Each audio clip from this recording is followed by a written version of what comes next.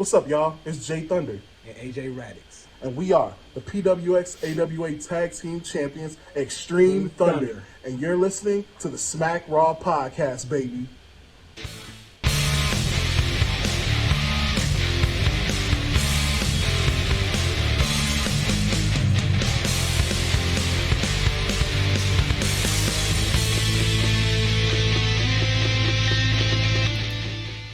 Hey folks, welcome to the SmackDown Podcast, your one-stop shop for all your WWE, AEW, NXT recaps, reviews, pay-per-view predictions. It's your host here, Kyle, noticeably solo.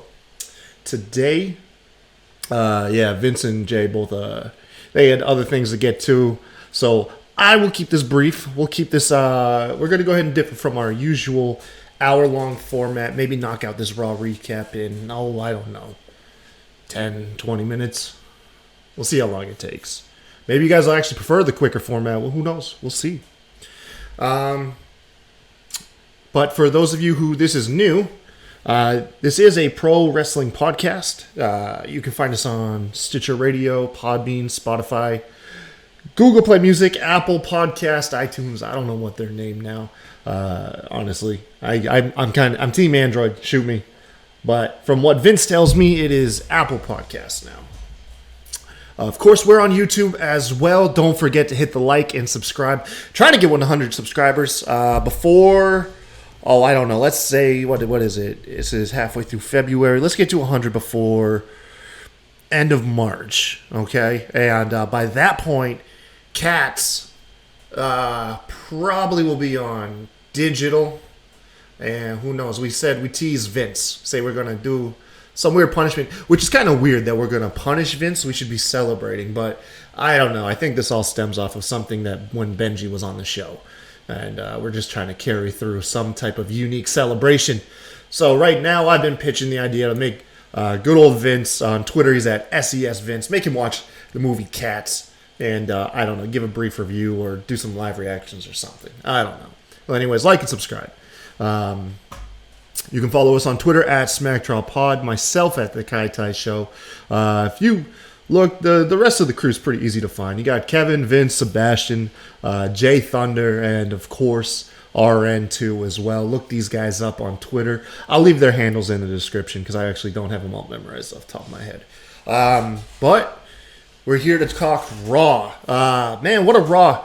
I gotta say something about Raw. This is awkward because we are on the road to WrestleMania and Backlash and Super ShowDown. And now we have, in some cases, storylines overlapping each other and kind of messing each other up. Most notably, the ones that are impacting the heaviest is this Ricochet, Brock Lesnar at Super ShowDown and Drew McIntyre, Brock Lesnar at WrestleMania. And I'll tell you, Ricochet's not coming out of this looking too good. And I'm the most critical one of Ricochet. But even if I was pulling back, I gotta say, man, this is, even to a guy that I don't particularly care for, it's pretty cruel what it's doing to his character. I'll get into that whenever it comes around. But I'm gonna go ahead and mix up the format. I didn't take notes because I thought other guys were going to be available, and I was kind of busy. So just going to be kind of taken from the headlines from various news outlets, most notably CBS Sports. We always like to look those guys up. They always give a nice bite-sized review of the shows. So you can always, if you want to do it in word format and read it out, CBS Sports is a good place to go catch up on the shows.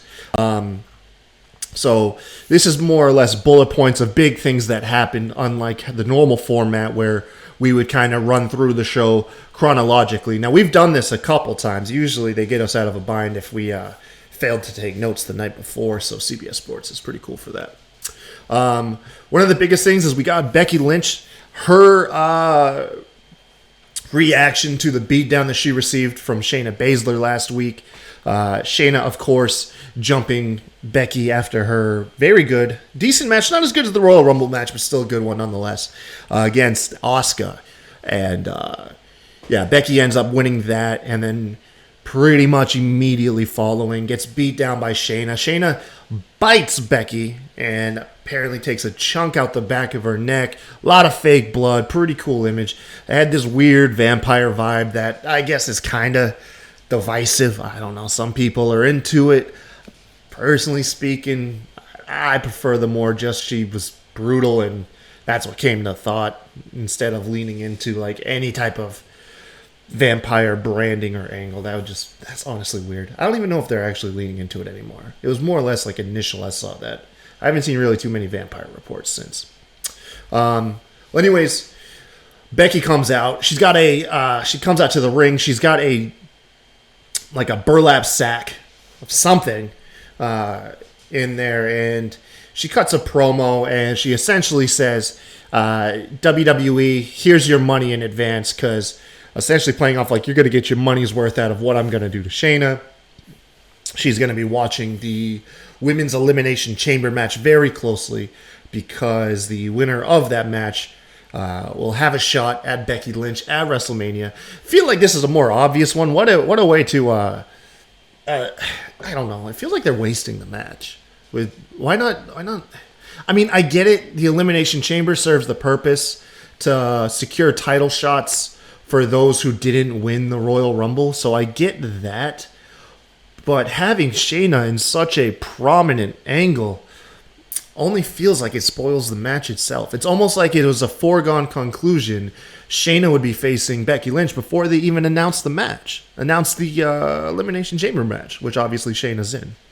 So, and there was a lot of other build of the other participants. More fixated on eliminating their rivals within the match, and then winning the match kind of takes a back seat in their promos, which is weird, personally speaking.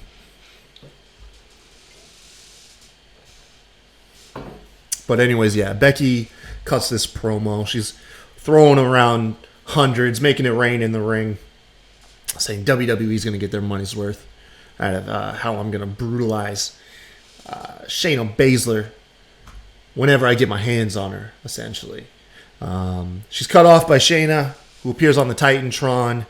Shayna pretty much just, plays into her MMA background, says that biting just happened naturally. It wasn't something that she planned. So think about what she could accomplish if she planned out her brutality, which is, I guess, it was a pretty cool angle, man. I love Shayna to death. I love Shayna. I'm a big fan of hers. I had no issues with her title reigns. I know some people were growing sour, but in my opinion, that title reign went as long. I think it definitely did not overstay its welcome. In fact, honestly, I thought it could have kept going. But that's just me. Earlier in the night, we had Randy Orton come out to the ring. He brutalized Matt Hardy again. And so this was announced. This was kind of weird over the week. If you pay attention to the wrestling news, Matt Hardy was said to have been written off television with last week's beatdown, which would have, in my opinion, been a good send-off. Very impassioned promo. Felt like he really delivered the promo of his WWE career. Only reason why I worded like that was I only saw bits and pieces of his stuff from outside of WWE. More notably, the broken stuff. But I didn't actually get to see his week in and week out TNA run or Impact run. But anyways, in my opinion, that promo he delivered last week, very impassioned. Liked it a lot. Really liked it. And then, of course, receiving the concerto from Randy Orton felt like a nice send-off. Because, behind the scenes, apparently his contract up is in the beginning of March. No intention of re-signing. Man is said to be set for life financially. So, obviously, it appears that the remainder of his career, he wants that creative freedom. He wants to be creatively satisfied with his career. Financially, the man's set. The Hardy brand is going to pay his bills for life, that's for sure. And well-deserved, too. Well-deserved by Matt Hardy. Large fan when I was a kid. More of a fan of Jeff, but nonetheless, the Hardy Boys, including Matt, have definitely etched their names in WWE history. They revolutionized, the ladder match. They were part of the inception of TLC. Matt Hardy has nothing left to prove as far as WWE accomplishments go. So why not have some fun with the story roles? Send him to AEW. Send him, honestly, to Power. NWA for a bit. I bet he'd be pretty unique there. Just some thoughts. But anyways, it was advertised though that they were going to have I think like a no holds bars, a no DQ match, something along those lines, set up for Raw, which I guess really felt like WWE capitalizing on how impactful Matt Hardy's role played. So of course WWE doing the WWE thing, they like to milk it. You know, they don't like to let something be special and leave it alone. They kind of like to draw it out. And I feel like they wanted to squeeze a little bit more out of Matt when I heard that news. However, when Matt Hardy comes out, he's too banged up for the match, which in the resulting, what ended up resulting was Randy Orton, hesitant, still ends up beating Matt Hardy down again. RKO, 2 concertos on the steel steps. Randy Orton's character seems divided, seems remorseful at first, and then kicks into those psychotic breaks that he has. Very nice. Crowd was really into it, although, be it they were into Randy Orton's brutality. Although WWE did get some shots of, honestly, some crying children. Some kids and some adults really were taken back by this angle, man. Shows the love that people really have for Matt. But a large section of the group of the crowd was actually cheering for Randy Orton to continue the beatdown. So, poor Matt Hardy. But honestly, though, it was great nonetheless. An awesome way to open up the show, too. I'm wondering how long we're going to go without seeing Edge. I'm starting to think we're making it all the way to Elimination Chamber. And Edge is only going to work from Chamber to Mania if we're going to see him at any regularity. I would be surprised if Edge made an appearance before Chamber at this point. Because I thought if Edge was going to come back prior, he would have shown up last week in Matt Hardy's role.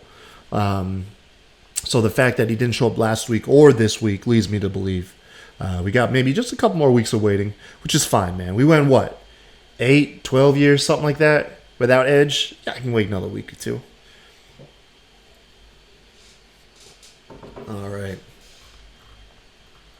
We had Aleister Black in the show. He had a match against Eric Rowan. Finally, 2 guys that have been facing off against enhancement talent get to mix it up with each other. And I gotta say, man, kudos to Black. And no disrespect to Rowan, but Rowan's not really known for being in exciting matchups and having really exciting matches. And I think this speaks to the character of both competitors, but I'm gonna lean it towards Black. That man can really draw a good match out of anybody. The match played out, of course. Aleister Black, very quick with his strikes and high flying. Eric Rowan, just a powerhouse and also a wise wrestler too. Eric Rowan's good with the counters, man. It's something for a big dude. He's really good at countering stuff and getting his big moves in there. But obviously Black has just got that plot armor. So Black, of course, towards the end of the match, pops a black mass out of nowhere. Rowan doesn't initially go down, so he eats a second one. Worse than the first, honestly. More brutal than the first.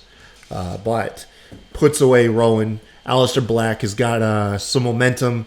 Hopefully what this results in now is Black is done with enhancement talent, and he's probably going to start facing off against lower and mid-tier wrestlers, and we're going to get more and more good matches instead of just quick squash matches. And that I'm looking forward to. What's up next for Rowan? I don't know, man. Honestly, we ever going to see what's in the basket? I don't think so. I don't I've said it before, man. I don't even think WWE knows what's in that basket. Does it matter? Is it even an angle anymore? Or is it like an accessory? I'm still convinced that the payoff, and let me know what you guys think about this too, but I think the payoff's going to be a comedy angle. It's going to be something that they want us to laugh at. At least that's what I'm accustomed to in the past. When they build up something for so long, but they really don't seem to have any logical conclusion to it, they try to pass it off as a terrible joke. But, I'm going to assume that was a Vince thing, and if, reports are to believe, Vince is taking a big step back. So I don't know, man. I don't know. I still want to know, though. Still want to. Charlotte was in the ring later. We got an in-ring promo from her. Of course, she showed up at NXT TakeOver Portland, attacking Rhea Ripley after her title defense against Bianca Belair, in which case Ripley won. And Flair finally accepts Ripley's challenge to a match at WrestleMania. Has this bothered anybody that you had a champion challenging a Royal Rumble winner? Has this happened before? I mean, Royal Rumble's been around for a long time, so I imagine it's had to have. But having the champion challenge the Royal Rumble winner, would I want to see it changed? To where Charlotte was attacking Ripley? No. I mean, I guess this makes sense. I mean, of course, wouldn't have wanted Charlotte against Becky or Bayley, no offense, but we've seen the matchup done to death. So it's just weird to me. It's weird. Champion coming out chasing the Royal Rumble winner. But of course Charlotte's accepted it. She accepts it. She goes on her promo in the ring talking about how essentially she's not getting the respect that she deserved. NXT is such a huge thing here, but it was Charlotte, Becky, and Bayley and Sasha that laid the foundation, which is true. It's true, man.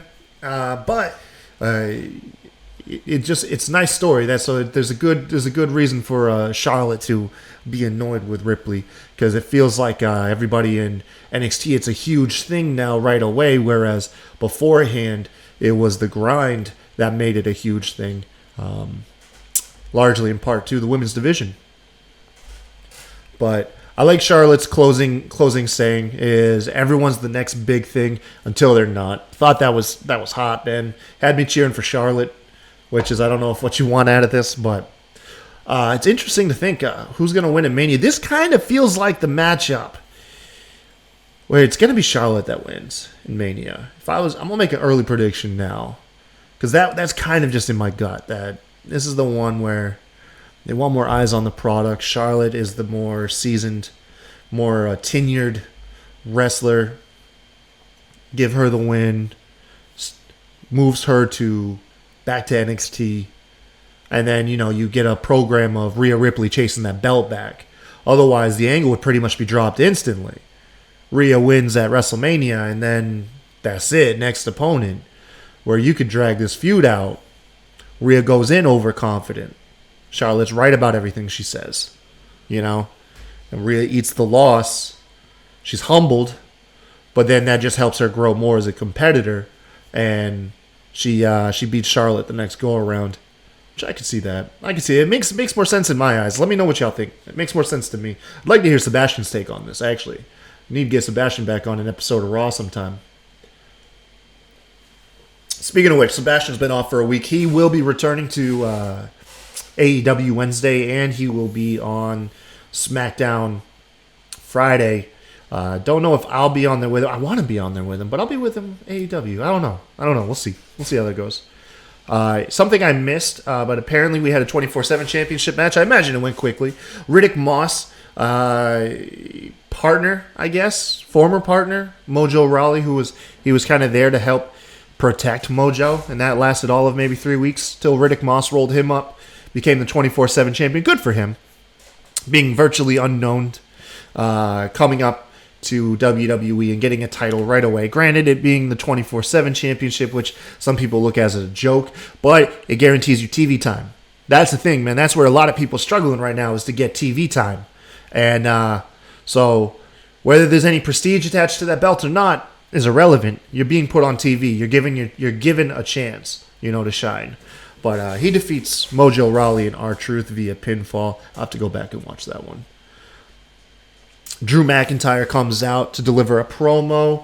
Drew is in ultra babyface mode. Honestly, I think they could dial it back a little bit. This man doesn't need to pander to the fans to be over. Granted, it does get fan interaction, and nobody is really booing him in the crowd. You're getting some criticism online. I imagine there's some people that kind of share my opinion. And not that he's being shoved down our throat, but the man is just pandering. He's pandering. He's got the countdown claymore. It's something that I've griped about in the past, Not a fan of the count off. You saw this with other baby faces out of nowhere. Like all of a sudden, the Dudley Boys started counting down their chant, "Forget the tables" and stuff, and it just feels so. It feels so manufactured. You know, I mean, these are minor gripes. I'm still a huge fan of Drew McIntyre. I'm by all means. I've been yelling at the TV since this dude debuted as Ziggler's enforcer to give this guy the belt. You know, so now that he's going to WrestleMania, I'm not going to start booing the man. But it just under the spotlight, the guys behind the scenes, it feels like they just can't help but tinker with the system. You know, when what's the phrase? You know, if it ain't broke, don't fix it. You know, but hey, like I said, minor gripe. He comes out, he's cutting a promo, going to WrestleMania, does a little fan interaction, says that Charlotte's already pointed at the WrestleMania sign, so he's got to make it bigger and better. So he counts down, and everybody in the crowd points with him. It's a nice visual. But Paul Heyman comes out, teases Brock Lesnar being there, which would be nice, although can't complain. Brock Lesnar showed up, felt like a month and a half consistently, so... But he teased that Brock Lesnar was there. Brock was not. Instead, he introduces MVP, who reports were that MVP wrestled his last WWE match a couple weeks ago. The week following, after that announcement, he does the VIP lounge segment, in which case he got Claymored over a couch. And then news reports released that he's moved into a producing role backstage. Good for MVP, man. I don't know much. He was kind of during that blackout period. There was a couple years I didn't watch wrestling, so I missed most of MVP's run. But good for him. Good for him finding future in WWE. It just, I don't know. Like, I'd like to know like the story behind what his intentions were, because he said he wrestled his last match against Ray, and kind of alluded to having some more indie dates before he called it quits for his in-ring career. But tonight he was announced for a match with Drew McIntyre, but we're using match in the loosest form possible. It was a squash. He got an early jump on Drew, but Drew quickly took control and dispatched him effortlessly. Hit him with the Claymore kick. 1, 2, 3. Serviceable. You know, serviceable. But I would really like this feud to start picking up steam. See Drew and Brock Lesnar clashing more, but they're probably holding off. Because, you know, Brock has got, you know, those contracted dates. You can only use them so many days out of the year. So it's probably they're just holding on to it till after Elimination Chamber. And then these guys can start clashing on a weekly basis. At least that's what I'm hoping. Another match that was set up backstage. Angel Garza teaming with Bobby Lashley, taking on the team of Humberto Carrillo and Rusev. So Rusev and Bobby Lashley's feud very loosely still going. Carrillo and Garza, just two feuds. Just combine them together, create a tag match. Garza and Lashley ended up winning in this match. Garza pulling the tights on Rusev. Rusev got like a Cesaro-like hot tag, though, in the match. That was good. This guy was amped up after not being on TV for 4 weeks. But, of course, I think Lashley and Rusev, I know, were both confirmed for the Gauntlet match. Super Showdown. I can't even remember the name of that trophy. Honestly, it is what it is. Kairi Sane and Asuka came out. Kairi had a singles match against Natalya. Kairi ended up winning after Asuka struck Natalya on the outside while the ref wasn't looking, causing Kairi to win via countout. So this is keeping them relevant, keeping them on TV. It was all right. It was okay. Then we had a couple other things that happened. Liv Morgan cut a backstage promo. I'm starting to think that Liv ain't really the strongest on the mic in a singles role, man. She has such physical charisma, but I don't know, man. Giving her the mic, I wasn't really blown away. I don't know. I mean, I understand why a lot of people are big fans of her. She's very, very talented, but on the mic, it felt just kind of bland. Not Lana bad. Not Lana bad, for sure. But Liv cuts her promo was pretty much, hey, I was excited to see Ruby Riott, return. I didn't expect it. She didn't tell me. And then, of course, I was heartbroken when she jumped me. This is the whole we were friends and then you turned on me angle. Nothing special here. I think the best thing about this, though, is it's getting Liv away from Lana. So just on that basis alone, I'm good with this. We had a match. Well, we started off with a promo. AJ Styles came out. So, rumor has it, of course, the reports, the dirt sheets, all the news outlets, AJ Styles facing Undertaker, WrestleMania. And they drop little seeds here. I like it, man. After reports obviously blown up, anybody who's on Twitter, online, in the know. They, it was interesting. It was interesting. Definitely. I like the idea of the matchup. And the seeds were definitely sown here. AJ comes out with the Good Brothers. They all come out. He cuts a promo how he's essentially just the best wrestler in the world. Very chauvinistic. And then he starts tearing through legends and current roster members in this promo, saying he'll take on anyone at, I believe, at WrestleMania. He drops the line, "You're next." Talking about he could face Goldberg. He rattles off some legends like Shawn Michaels. He drops Undertaker's name. He drops Hulk Hogan, NWO. He drops Ricochet. Dropped Ricochet's name. So I like that this wasn't him just playing so heavily into the rumored matchup with him and Undertaker. This kind of just threw out a couple little subtle jabs, dropping Undertaker's name. I don't know. Even I may have been digging when I heard him say phenomenal. I don't know. He is phenomenal. It's kind of cool that you have Phenom and Phenomenal could face each other. There's some good advertising there. I don't know. But nonetheless, Ricochet comes out. He doesn't like AJ Styles putting his name in his mouth. So Ricochet challenges Styles to a match. Anderson cuts him off. We end up getting a match between Carl Anderson and Ricochet.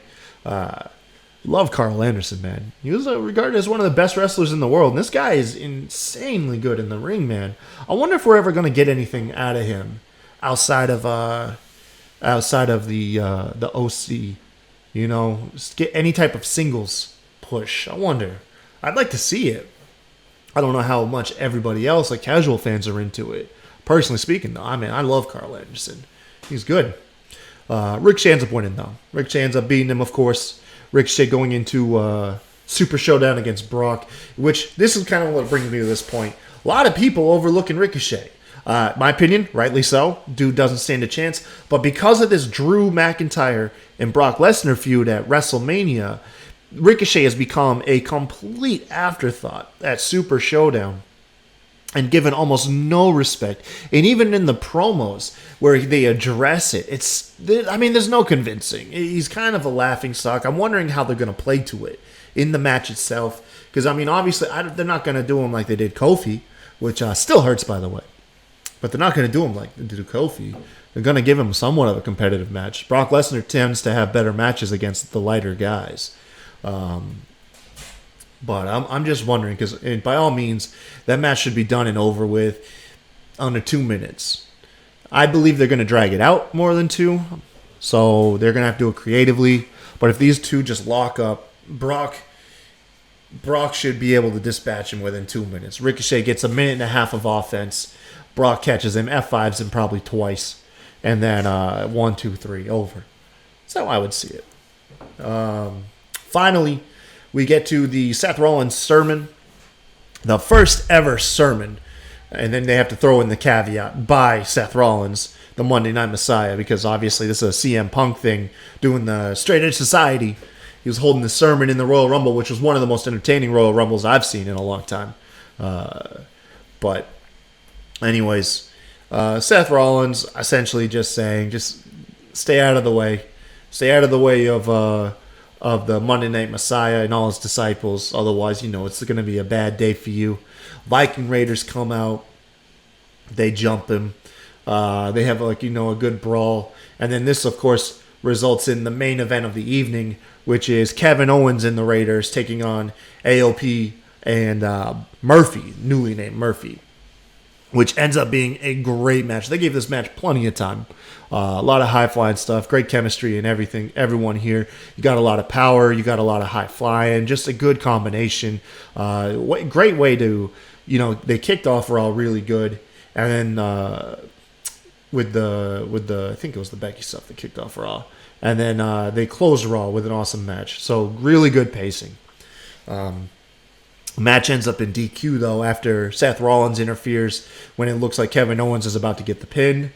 They start doing the typical beatdown angle on Seth and the Viking Raiders, and it looks like we're going to go off screen with another typical, just beat down on everybody. And then out comes, out of nowhere, the Street Profits to a huge pop. And these guys are extra fired up. No comedy coming from these guys. These guys are fired up.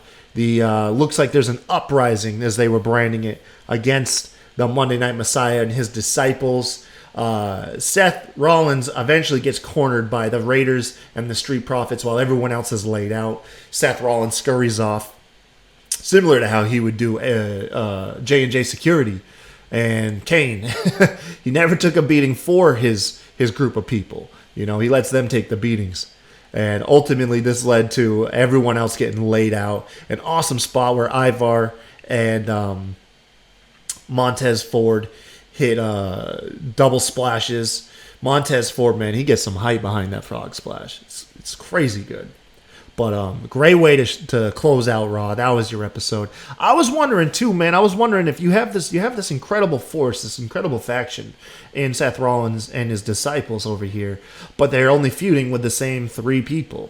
4 people. You count Samoa Joe. You got Kevin Owens, Samoa Joe, and the Viking Raiders, when really their whole faction is supposed to be running roughshod over all of Raw, but it's like you're not doing anything to anybody else. It's just these 4 guys. And I was wondering, does it end with this feud, or are we going to move on and get more people trying to take on the Messiah and his disciples? And it looks like we're going to get some more people.